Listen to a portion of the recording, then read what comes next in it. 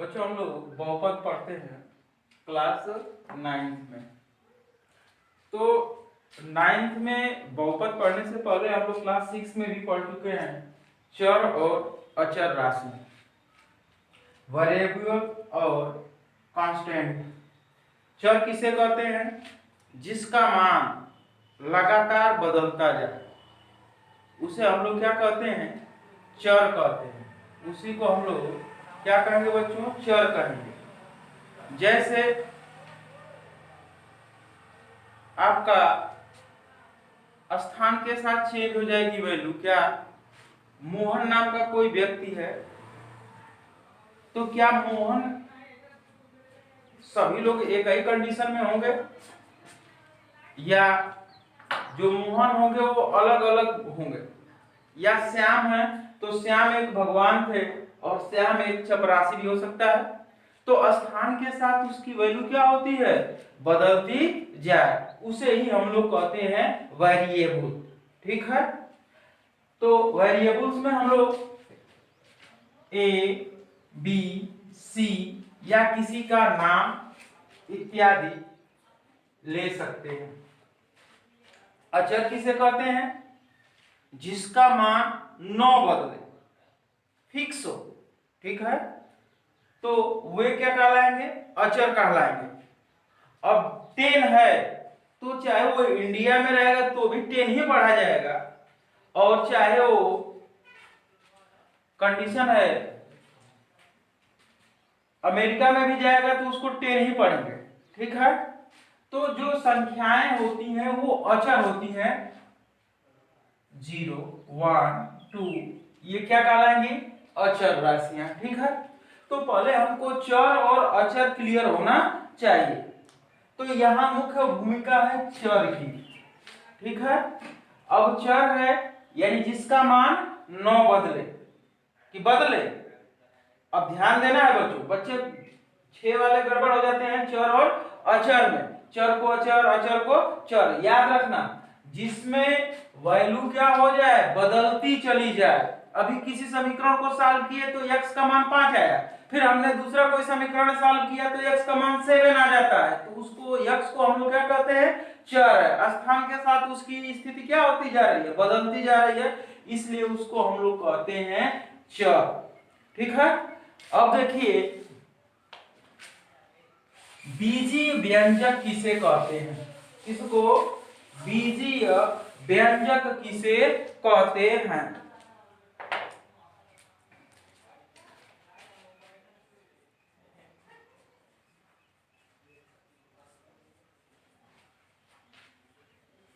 बीजीय व्यंजक आप किसे कहेंगे? बीजीय व्यंजक किसे कहेंगे?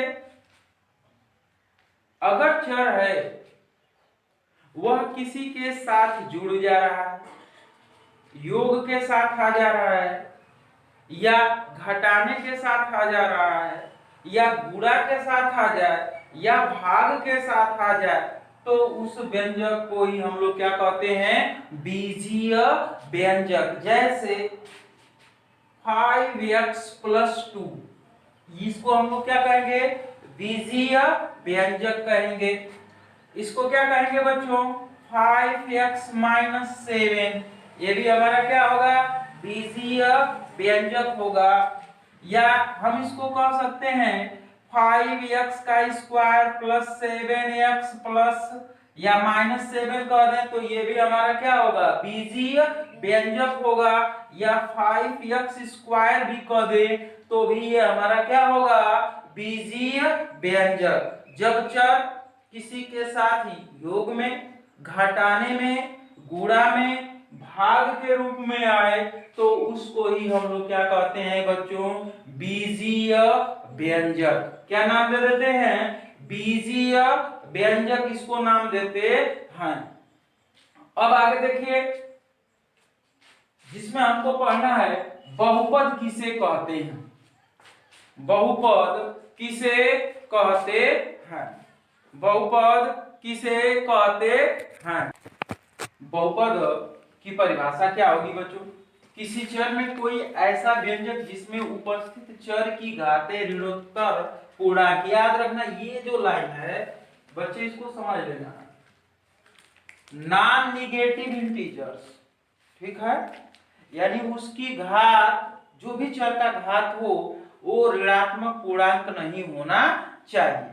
अगर उसके घात में ऋण आ जाएगा उस चर के तो वो बहुपद नहीं होगा। तो उसी को कह रहा है, होता है उसे चर में एक बहुपद कहलाता है। उस चर में क्या कहलाएगा? एक बहुपद कहलाएगा। तो इसका अर्थ क्या हुआ? पॉलिनोमियल्स का अर्थ क्या हुआ कि किसी चर में कोई ऐसा व्यंजक, किसी भी चर में ले लो, अब चर क्या हो सकते हैं? X Y Z, A B C D, Ram Mohan Shyam, कुछ भी हो सकता है, किसी एक को लो, ठीक है, और उस जिस चर को लिए हो उसका कोई भी घात ऋणात्मक पूर्णांक नहीं होना चाहिए, ठीक है। तो उस चर में वह क्या कहलाएगा? एक बहुपद कहलाएगा। जैसे इसका व्यापक रूप है a0 plus a1x plus a2 x square plus a3 x cube plus dot dot dot dot dot an xn हो जाएगा। ये क्या कहलाएगा? बहुपद कहलाएगा। किसके? यक्ष के। यानी यह जो व्यंजक है यक्ष का एक बहुपद है, ठीक है, जहां पे a0 a1 a2 a3 dot dot dot ये सभी वास्तविक संख्याएं होंगी। कैसी संख्याएं होंगी? वास्तविक संख्याएं होंगी बच्चों। और इसको हम लोग इस बहुपद के क्या कहेंगे? गुणांक कहेंगे, जहां पर an is not equal to 0। इस an का मान 0 के बराबर नहीं होना चाहिए। पहले ना तो पहले ही उनको ध्यान दिया, ठीक है ना। an is not equal to 0 जहां पर ये कैसी संख्याएं हैं? वास्तविक संख्याएं हैं। और इसको हम लोग कहते हैं इस बहुपद के गुणांक, ठीक है। और जो x के घात है बच्चों, देख रहे हैं ना, ये नॉन निगेटिव इंटीजर है, ठीक है। दूसरी चीज आपको ध्यान में रखना है, ये किस में है? चर हमारा क्या है? x। तो इसको डिनोट हम लोग कैसे करते हैं? px qx rx से, ठीक है। इसको लिखना रहेगा तो फटाक से हम लोग या तो px qx rx इसी तरह से रिप्रेजेंट करेंगे। कहेंगे ये जो बहुपद है वो x का बहुपद है, ठीक है। ये दिया रहेगा तो x का है, ठीक है। अगर यहाँ पे y कर देंगे तो y के, यानी चर जो उसमें यूज हुआ है वो क्या है? y है, ठीक है। अब आप कैसे जानोगे कि ये बहुपद है या नहीं है? आप ध्यान रखना बच्चों, बहुपद है या नहीं है। अब बहुपद है या नहीं है तो इसको आपको पहचानना है कि ये बहुपद होगा कि नहीं होगा। तो देखो, कभी भी x के घात भिन्न रूप आ जाए, कैसा आ जाए? भिन्न रूप। जैसे 1/2 2/3 4/5 आ जाए तो वो बहुपद नहीं होगा, ठीक है। जैसे करनी में आ गया x, क्या है? एक बहुपद है? नहीं है। क्यों नहीं है भाई? पहले तो ये ध्यान रखिए, क्योंकि x कर्ण हटाएंगे तो इसका घात कितना हो जाएगा? 1/2, ठीक है। या इसके घात में कोई ऋण पूर्णांक भी आ जाए, ठीक है, -1 -2 -3 -4 अप टू आ जाए तो वह एक बहुपद नहीं होगा। जैसे 1/x, क्या यह एक बहुपद है? नहीं है। क्यों? क्योंकि ऊपर जब जाएगा बच्चों तो x के पावर क्या हो जाएगा? -1 हो जाएगा। तो अगर कोई आपसे दे दे कि पहचानो कि इसमें बहुपद है कि नहीं है, तो थोड़ा सा ध्यान दीजिए, बहुपद है या नहीं है, अगर आपको कोई दे दे तो आपको पहचानना है कि एक्स क्यूब माइनस एक्स दे दिया गया है, तो क्या यह एक बहुपद है या नहीं है? तो बहुपद है, क्योंकि इसका भी घात धन पूर्णांक है, इसका भी घात धन पूर्णांक है, इसलिए ये क्या है? बहुपद है। तो कोई भी अगर आपको देगा बहुपद बच्चों, तो आप आसानी से उसको देख सकते हैं। और हमेशा याद रखना है कि जो घात है वो चर का घात देखते हैं, ऐसे नहीं कि अब आ गया बच्चे एक्स का स्क्वायर माइनस 1/2, तो कहेंगे अरे यहाँ पे तो भिन्नात्मक रूप आ गया, तो ये तो बहुपद नहीं है। नहीं बेटा, हमेशा आप किसको देखना? चर का घात देखना, ठीक है? चर का घात ऐसा नहीं होना चाहिए और ऐसे नहीं होना चाहिए। यहाँ पे यह एक बहुपद है। अगर कोई ऐसे कह दिया एक्स का क्यूब आप plus X under root X, क्या यह एक बहुपद है या नहीं है? तो इसको कैसे सॉल्व? पहले इसको सॉल्व करो, क्या हो जाएगा? एक्स का cube plus x into x के पावर 1/2। इसको घातांक का नियम यूज करोगे कि यदि आधार समान है, ठीक है, आधार का मान सेम है और उनके बीच गुणे का चिन्ह है, तो घातों को क्या कर देंगे? जोड़ देंगे। तो क्या हो जाएगा? x का क्यूब प्लस x के पावर 1 प्लस 1/2, अर्थात x का क्यूब प्लस x के पावर 3/2 हो जाएगा। तो बहुपद किसको हमने बताया है कि चर, देखिए, और चर का घात भिन्नात्मक रूप न हो, ठीक है, ऋणोत्तर रूप न हो, तो वह बहुपद कहलाएगा। यहाँ पे कितना हो गया? 3/2 हो गया, इसलिए यह एक बहुपद नहीं है, ठीक है। तो बहुपद पहचानने का यही तरीका है बच्चों। तुरंत तुम उसमें देखो कि जो भी चर यूज तुमने किया है उस बहुपद में, ठीक है, उसकी घात इस तरह से भिन्नात्मक रूप में तो नहीं है, पहला। दूसरा, ऋणात्मक पूर्णांक के रूप में भी तो नहीं है, ठीक है। जैसे ये आ जाए एक्स का क्यूब आप प्लस 1/x के पावर 5, तो ऊपर लेके जाओगे तो क्या हो जाएगा? -5 हो जाएगा कि नहीं हो जाएगा? तो यह एक बहुपद नहीं है। अब बहुपद को हम लोग देखते हैं कि मानक रूप में कैसे लिखते हैं।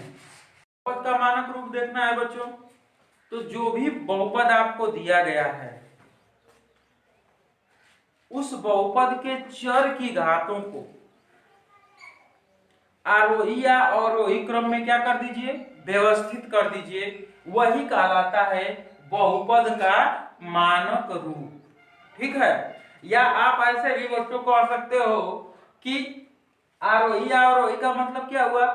आरोही का मतलब बढ़ते हुए क्रम में, और अवरोही का मतलब क्या हुआ? घटते हुए क्रम में। जैसे यहां पे मैं 2 दे रहा हूं, 6x का क्यूब प्लस 5x का स्क्वायर प्लस 2 प्लस 7x है बच्चों। तो मैंने आपको बताया क्या?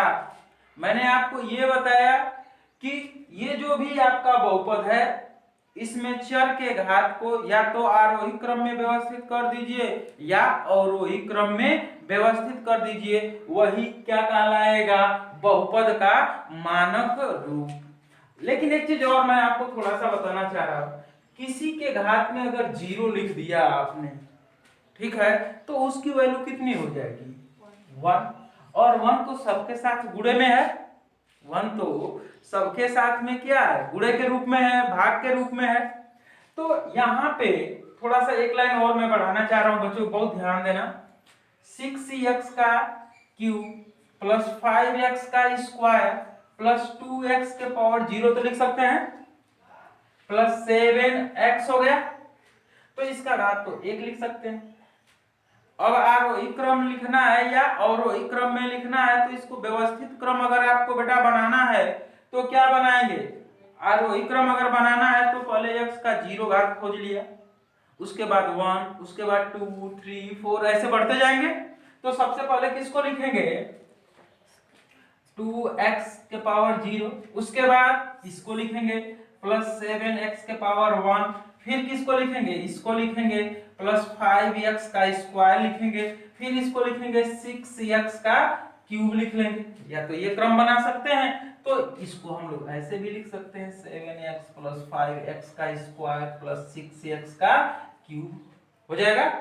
या बच्चों और एक क्रम में अगर लिखना है आरोही में नहीं डिसेंडिंग ऑर्डर में आपको देना है, तो क्या हो जाएगा सबसे पहले उच्च घात को लिखेंगे, तो क्या हो जाएगा यहां से 6x का क्यूब प्लस 5x का स्क्वायर प्लस 7x प्लस 2 हो जाएगा। ठीक है, तो ये मानक रूप कहलाता है, इसी को हम लोग स्टैंडर्ड रूप कहते हैं। क्या कहेंगे बच्चों स्टैंडर्ड साइज। ठीक है, तो standard form of a polynomial लिखने का तरीका मालूम हो गया। क्या करेंगे सबसे पहले जो भी आपको पॉलिनोमियल मिला उसमें जो चर है उसके घात को या तो डिसेंडिंग ऑर्डर में या असेंडिंग ऑर्डर में क्या कर लीजिए नोट कर लीजिए। अब केवल अचर है कोई, जैसे यहाँ पे 2 अचर है कांस्टेंट है, इसके साथ आप x के पावर 0 का मल्टीप्लिकेशन कर देंगे तो उस पर कोई भी प्रभाव नहीं पड़ने वाला है। इस तरह से ये रूप बन गया। अब घातों को असेंडिंग या डिसेंडिंग ऑर्डर में आप क्या कर दीजिए एक क्रम में व्यवस्थित कर दीजिए, वही बहुपद का मानक रूप कहलाएगा। इसी के साथ देख लो आ जाएगा एक और बहुपद का घात, बहुपद का घात डिग्री ऑफ पॉलिनोमियल। क्या कहेंगे बच्चों डिग्री ऑफ पॉलिनोमियल्स। तो डिग्री ऑफ पॉलिनोमियल्स होता क्या है उसको आप ध्यान दीजिएगा। डिग्री ऑफ पॉलिनोमियल्स यानी बहुपद का घात आपका क्या होगा, जो भी बहुपद दिया है बच्चों उसको सबसे पहले तुम स्टैंडर्ड रूप में लिख लेना, लिख लिए, और उसमें जो वेरिएबल्स है चर है उसका उच्चतम घात देख लो। ठीक है, कितना है वही कहलाएगा बहुपद का घात। जैसे यहाँ पे अगर बहुपद का घात पूछा जाए तो कितना बताएंगे, कितना बताएंगे 3, कितना बताएंगे 3 बताएंगे। या जैसे ये कोई है 7x के power 5 plus 2x plus 4x का क्यूब प्लस 7 है, तो बच्चों सबसे पहले आप जब लगातार स्पीड में आएंगे तो स्टैंडर्ड रूप में बिना लिखे भी बता सकते हैं। ठीक है, लेकिन जब आप उसको स्टैंडर्ड रूप में लिख लोगे तो गलती होने की संभावना नहीं रहेगी। तो पहले इसका स्टैंडर्ड रूप लिखेंगे तो सबसे छोटा घात ये वाला हो जाएगा 7, उसके बाद 2x, उसके बाद 4x का क्यूब, उसके बाद 7x का 5। तो सबसे लास्ट में यही पड़ा, तो यहाँ पे बहुपद का घात कितना हो गया 5। क्या हो जाएगा बहुपद का घात कितना हो गया, पॉलिनोमियल की डिग्री कितनी हो गई 5 हो गई। इस तरह से लिखेंगे बहुपद का घात 5 होगा। ठीक है, इस तरह से तुम अपनी प्रश्नावली खोलना, कोई भी इक्वेशन देखो बच्चों, जैसे तुमसे पूछ लिया जाए कि यहाँ पे डिग्री ऑफ पॉलिनोमियल्स कितना होगा, x का क्यूब प्लस 2 है, अगर डिग्री ऑफ पॉलिनोमियल पूछा जाएगा तो कितना होगा 3 होगा। ठीक है, आराम से आप बता सकते हो। अच्छा इसका पूछा जाए 2 का तो क्या हो जाएगा 2 के पावर यहाँ पे 2 इंटू एक्स की पावर 0, तो यहाँ पे डिग्री कितनी हो गई 0। ठीक है, इस तरह से तुम सबसे पहले बच्चों कभी भी तरीके से साल को खाना खाना है, चावल दाल रोटी सब्जी, तो हम चाहे तो उसको एक ऐसा तोड़ के गाय भैंस जैसे खा सकते हैं, या हम उसको पहले आराम से एक एक चीज के साथ खाए। ठीक वैसे ही है, जब भी घात पूछा जाए बेटा उसको पहले स्टैंडर्ड फॉर्म में लिख लीजिए, उसमें देख लीजिए या तो असेंडिंग होगा या तो डिसेंडिंग होगा। अगर असेंडिंग होगा तो उसका लास्ट टर्म जो आया होगा उसमें चर का जो घात होगा वही मैक्सिमाइज होगा। असेंडिंग होगा असेंडिंग में होगा। ठीक है, तो ये कंडीशन आप ध्यान में रखिएगा। डिसेंडिंग होगा तो उस स्थिति में क्या होगा, जो सबसे पहले पड़ा होगा, जैसे आपका यहाँ पे है, यहाँ पे है, ठीक है, तो यहाँ पे सबसे पहले हम लोग फट से बता देंगे। तो इस तरह से ये आपका बहुपद का घात हो गया, ये मानक रूप हो गया। अब बहुपद के प्रकार हम लोग देखते हैं। किसको? बहुपद।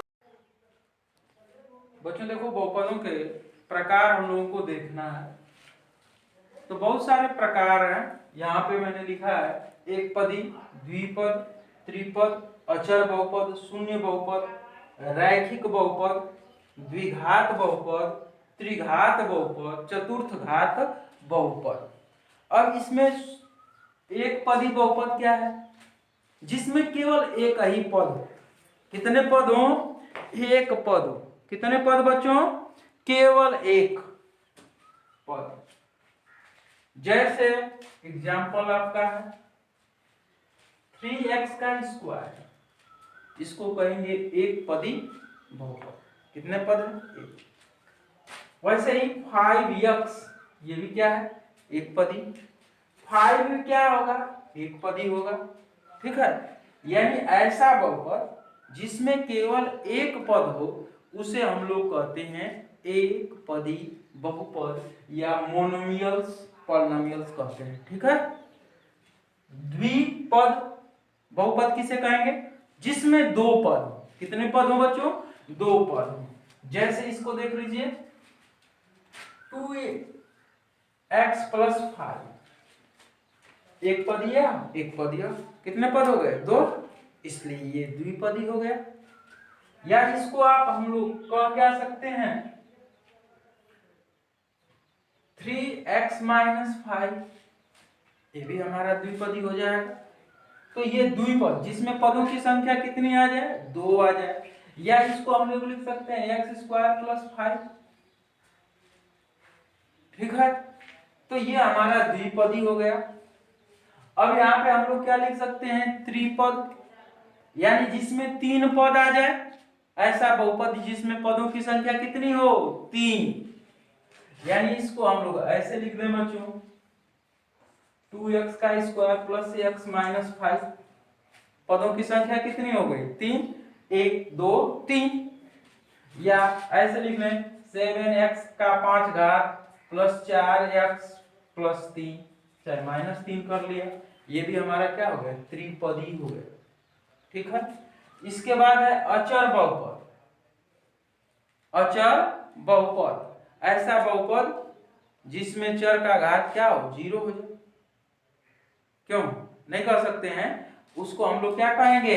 अचर। ऐसा बहुपद जिसमें केवल अचर पद हो, जिसका घात क्या हो? 0 हो, तो बात वही हो गया जैसे ये कहलाएगा। इसको भी हम लोग क्या कह सकते हैं? अचर बहुपद कह सकते हैं बच्चों। अब देखिए अचर बहुपद की बात हो गई तो कितना लिख सकते हैं? यहाँ पे 5 - 3/2, 7/2, ये सब क्या ऐसे बहुपद हैं? अचर बहुपद हैं बच्चों। अब शून्य बहुपद। शून्य बहुपद किसे कहेंगे? ऐसा बहुपद जिसके सभी गुणांक क्या हो? 0 हो जाए, तो उसको हम लोग क्या कहते हैं? शून्य बहुपद। क्या कहेंगे बच्चों? शून्य बहुपद। ऐसा बहुपद जिसके सभी गुणांक क्या हो? 0, क्या कहलाएगा? शून्य बहुपद। जैसे इसको अगर आप देखना चाहें 0 वाले को, तो 0x² + 0x अगर ऐसे आ जाए तो इसको हम लोग क्या कहेंगे? शून्य बहुपद। अब देखो इसके आगे है लीनियर पॉलिनोमियल, जिसको रैखिक बहुपद कहते हैं। तो ऐसा बहुपद देखिए जिसमें चर का घात केवल 1 हो। कितना हो? 1 हो। जैसे आपको एग्जांपल हम यहीं पे इस साइड में दे दे रहे हैं बच्चों, ध्यान देना। जैसे x + 5 है, ये हमारा क्या है? चर का घात कितना है? 1 हो गया। तो ये हमारा क्या कहलाएगा? लीनियर कहलाएगा। क्या होगा? लीनियर। यानी जो भी आपको पॉलिनोमियल दिया गया है उसका स्टैंडर्ड रूप लिखो, फिर उसका डिग्री देखो कितना है, अगर उसका डिग्री 1 है तो वो क्या होगा, लीनियर पॉलिनोमियल्स होगा। ठीक है, अब इसके बाद देखो द्विघात बहुपद है, क्वाड्रेटिक। तो ऐसा बहुपद लीजिए जिसमें चर का मैक्सिमम घात कितना हो, 2 हो। यानी जो भी बहुपद दिया गया है बच्चों, उसको पहले स्टैंडर्ड रूप में लिख लो और लिखने के बाद उसका डिग्री देखो। अगर उसकी डिग्री 2 है तो वो क्या कहलाएगा, द्विघात बहुपद कहलाएगा। तीसरा, यानी इसका उदाहरण लिखना है तो इसको आप लोग लिख सकते हो x² + 5। यहां पे ये तो बहुपद है, पहले तो ये बहुपद है, क्या ये स्टैंडर्ड रूप में है, जी हाँ है। इसका घात कितना है, 2 है, इसलिए ये क्या कहलाएगा, द्विघात बहुपद कहलाएगा। उसी तरह से त्रिघात बहुपद, आप ऐसा बहुपद लीजिए जिसमें चर का अधिकतम घात कितना हो बेटा, 3 हो, उसे हम लोग कहेंगे त्रिघात बहुपद। जैसे इसका आप अगर उदाहरण देखना चाह रहे हैं तो इसका उदाहरण हो जाएगा x³ + 2x² प्लस x + 5 है। तो ये क्या कहलाएगा, ये वाला आपको क्या कहलाएगा, कैसा बहुपद। तो ये तो आपने सबसे पहले उस बहुपद को आपने स्टैंडर्ड रूप में लिख लिए। स्टैंडर्ड रूप में लिखने के बाद उसकी डिग्री लिखिए। डिग्री यहाँ पे कितनी है, 3 है, कितना बेटा, 3 है।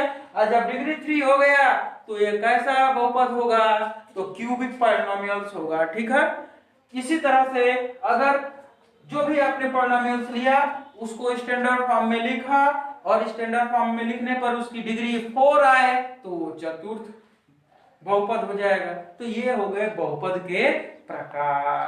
बंद करो।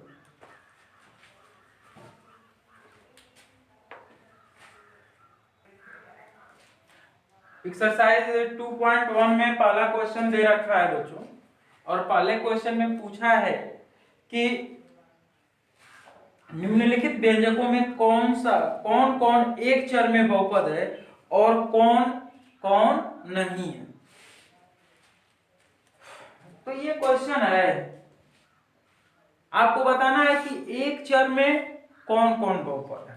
तो सबसे पहले बेटा हम ये जाने कि ये जो दिया हुआ है बीजी व्यंजक, क्या ये पॉलिनोमियल्स है या नहीं है। ठीक है, तो पॉलिनोमियल्स है या नहीं है, इसके लिए हमको क्या देखना है, हमको ये देखना है कि जो भी चर आया है उसका घात माइनस में तो नहीं है, या उसका घात 1/2, 2/3, 4/3 इस रूप में तो नहीं है। अगर नहीं है इन दोनों रूपों में तो इसका मतलब वो पॉलिनोमियल्स हो जाने के बाद हमको देखना है क्या कि एक चर में, तो उस पॉलिनोमियल्स को उठाइए और उसमें देख लो कि कोई एक चर का मतलब या तो उसमें केवल x ही रहे, या तो उसमें y ही रहे, या तो उसमें z रहे। और ऐसा ना हो कि x y z Ram Shyam Mohan भी आ जाए तो उसको हम लोग एक चर का पॉलिनोमियल नहीं कहेंगे। ठीक है, अब चलते हैं। ये पहले प्रश्न में 5 सवाल दे रखा है, पहले इसको चेक करिए, इस सवाल को पहला कि ये पॉलिनोमियल है या नहीं है। तो क्या है बच्चों, चर का घात 2 है, 1 है, तो धन पूर्णांक हो गया, अतः यह एक पॉलिनोमियल हुआ। और पॉलिनोमियल अगर है तो इसमें चरों की संख्या देखो कितनी है, एक ही तो है, इसलिए यह एक चर का पॉलिनोमियल हो गया। क्लियर हो गया। दूसरे को देखिए, सबसे पहले हम चेक करेंगे कि ये पॉलिनोमियल है या नहीं है। तो यहाँ पे चर क्या है, y, और y का घात कितना है, 2 है, तो ये भी एक धन पूर्णांक है घात इसका, इसलिए ये क्या हो गया, पॉलिनोमियल हो गया बच्चों। अगर जब पॉलिनोमियल हो गया तो इसमें कितने चर हैं, एक ही है, इसलिए यह एक चर का पॉलिनोमियल हो गया। क्लियर। अब देखिए यहां पे क्या ये पॉलिनोमियल है, इसको पहले लिख लो थोड़ा सा बेटा, आपको संदेह हो रहा है तो t के पावर 1/2 हो जाएगा और प्लस t √2 हो जाएगा। तो इसमें चर क्या है? t है। चर क्या है? t है। और इसका घात कितना हो गया? 1/2, यानी धन पूर्णांक नहीं है, इसलिए ये पॉलिनॉमियल तो पहले हुआ ही नहीं। जब ये बहुपद नहीं है तो आगे की चर्चा हम करेंगे ही नहीं। यहां पे देखिए चौथा इसका y है आप +2 और घात ऊपर जाएगा तो माइनस हो जाएगा, -1 होगा। तो यहां पर क्या है? 1 और यहां पे -1 हो गया बेटा। तो घात जैसे ही ऋण आ गया वो पॉलिनॉमियल नहीं होगा। तो ये भी पॉलिनॉमियल है। जब ये नहीं है तो आगे की चर्चा नहीं करेंगे। यहां पे देखिए हमको एक चर चाहिए, यहां पे हमको ऑलरेडी 2 चर दिखाई दे रहा है, नहीं दिखाई दे रहे हैं, 3 चर दिखाई दे दिए बेटा। x भी है, y भी है और t भी है, इसलिए ये भी एक चर का पॉलिनॉमियल नहीं होगा। तो ये दो एक चर के पॉलिनॉमियल हो गए और ये दोनों तो पहले पॉलिनॉमियल हुए ही नहीं, और इसमें तो 3 चर हो गए। और हमको कितने का चाहिए? एक चर का पॉलिनॉमियल चाहिए। ठीक है, अब इसको ध्यान से उतार। इस क्वेश्चन में पूछा है बच्चों कि x² का गुणांक ज्ञात कीजिए। किसका? इस क्वेश्चन में दिया हुआ है कि x² का गुणांक लिखिए। किसका लिखना है बच्चों? x² का आपको क्या लिखना है? गुणांक लिखना है। तो देखिए सबसे पहले हम ट्रेस करेंगे कहां कहां पे x² है। तो एक x² यहां पे है बच्चों, एक x² यहां पे है, एक x² यहां पे है, और यहां पे तो x² है ये नहीं है। ठीक है, जिसमें x² नहीं है कुछ भी लिख लीजिए। ठीक है, कुछ भी का अर्थ ऐसे है जैसे प्लस कर लो, ठीक है, और 0 × x का स्क्वायर करो। 0 का किसी में भी गुणा करेंगे तो उसका मान क्या हो जाएगा? 0 हो जाएगा। तो यहां पे देखो बेटा x² का गुणांक कितना है? 1। तो x² का गुणांक यहाँ पे +1 हो गया, क्योंकि प्लस है इसके ठीक सामने। यहाँ पे कितना होगा? -1। यहाँ पे कितना होगा इसका गुणांक? π/2 हो जाएगा बेटा। यहाँ पे कितना गुणांक हो जाएगा? तो यहाँ पे आपने बनाया है तो इसका गुणांक कितना है? 0। इस तरह से ये आपका क्वेश्चन नंबर 2 भी सॉल्व हो गया।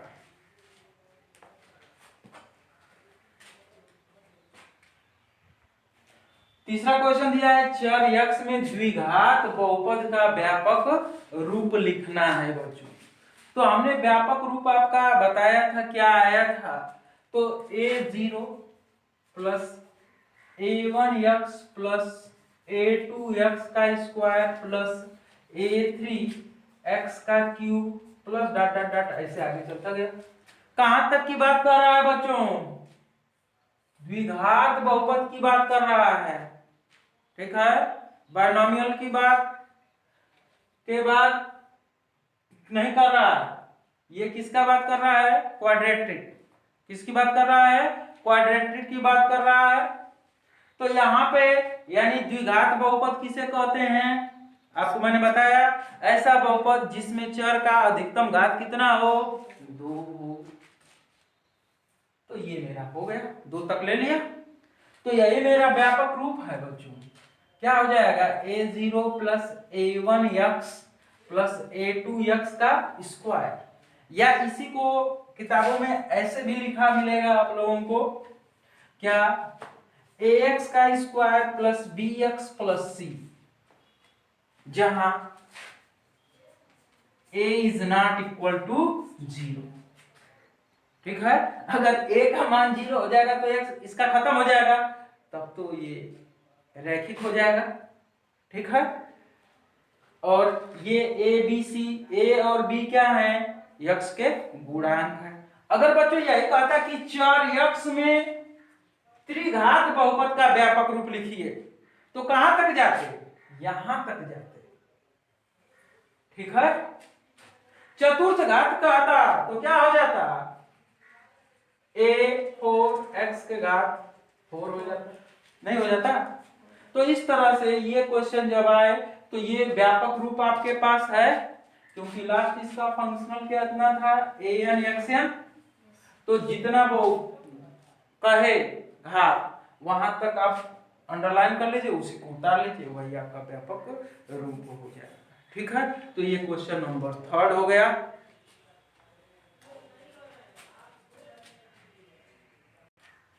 क्वेश्चन नंबर 4 दे रखा है कि 35 घात के द्विपद का और 100 घात के एक पद का। तो बच्चों यहां पहले याद रखिए द्विपद और यहां पे एक पद का है।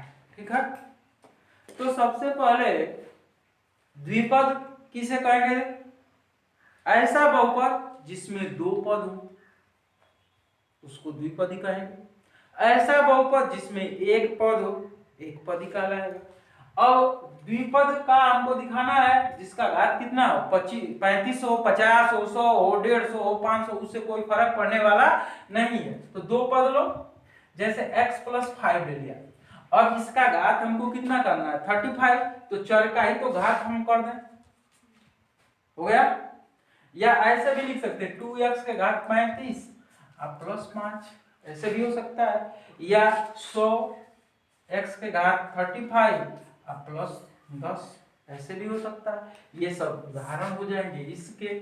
यहाँ पे आ जाइए, कह रहा है 100 घात का एक पद, तो एक ही पद आपको लेना है, यानी या तो ऐसे लिख लीजिए, तो इसका घात कितना कर दीजिए 100, ये भी हो सकता है।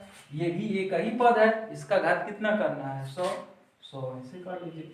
7x ले लीजिए, इसका घात कितना करना है 100। या y ले लीजिए, चर हमारा क्या है y है, इसका घात कितना करना है 100।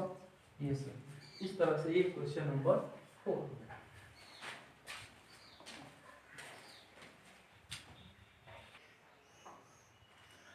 देखिए 5वां 6वां 7वां क्वेश्चन आप ट्राई करोगे तो सब सेम है।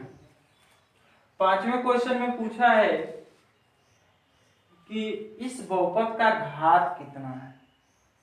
ठीक है, छठे क्वेश्चन, ये छठा क्वेश्चन आपका है, ये 5वां क्वेश्चन है और ये आपका 7वां क्वेश्चन है। छठे क्वेश्चन में पूछा है कि द्विघात बहुपद इसमें से कौन है, त्रिघात बहुपद कौन है, एक पदी कौन है, द्विपदी कौन है, आपको बताना है। ठीक है, इस तरह से 7वें क्वेश्चन में आपको स्टैंडर्ड फॉर्म ऑफ पॉलिनोमियल्स लिखना है। तो पहले यहां पे देखिए इसका घात कितना होगा बच्चों, 3 होगा, क्योंकि ये पहले तो स्टैंडर्ड रूप में है, तो इसका घात कितना हो गया 3। ठीक है, यहां पे इसका घात कितना है 1, तो इसका इसमें अचर पद है हमारा t, हमारा अचर क्या है t है, और t का घात कितना 1, तो ये घात 1 हो गया। यहाँ पे कोई भी आप इसको ऐसे बढ़ा सकते हैं 3x⁻0। ठीक है, तो यहाँ पे घात क्या हो गया बेटा 0 हो गया। यहाँ पे देखिए तो घात कितना हो जाएगा 2 हो जाएगा, ये घात हो गया। ठीक है, इस क्वेश्चन में आ जाइए। अब ये पहले तो 2 पद है इसमें, तो द्विपदी हो गया। द्विपदी के साथ साथ और क्या हो सकता है बेटा, ये द्विघात भी हो गया, नहीं हो गया, चर का घात कितना है 2, तो ये द्विघात बहुपद भी होगा, साथ में द्विपदी भी बहुपद होगा। यहाँ पे कौ पद है, 2 ही पद है, कितने पद हैं 2 पद है बेटा, लेकिन इसकी घात कितनी है 3, तो इसको हम लोग कहते हैं 3 घात बहुपद, क्यूबिक पॉलिनोमियल हो जाएगा। ठीक है, यहाँ पे देखिए कितने पद, 3 पद, तो इसको त्रिपदी कहेंगे। साथ में इसका अधिकतम घात कितना है 2, इसलिए इसे हम लोग क्या कहते हैं द्विघात बहुपद हो जाएगा बेटा। यहाँ पे देखिए कितने पद, 2 पद हैं, लेकिन इसका घात कितना है 1, इसलिए यहाँ पर घात कितना है 1, इसलिए इसको रैखिक बहुपद कहेंगे, लीनियर।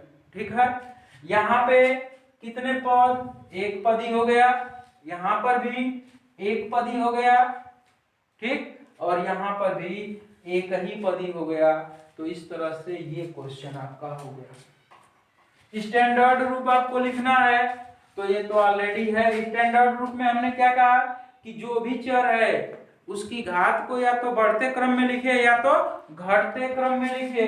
यहाँ पे कुछ नहीं है तो इसका मतलब है x की पावर 0, यहाँ पे 1, तो ये तो ऑलरेडी बच्चों हो गया 5 प्लस, हम घात को बढ़ते क्रम में लिख रहे हैं। ठीक है, तो 3x हो गया 1, ये आंसर इसका हो जाएगा।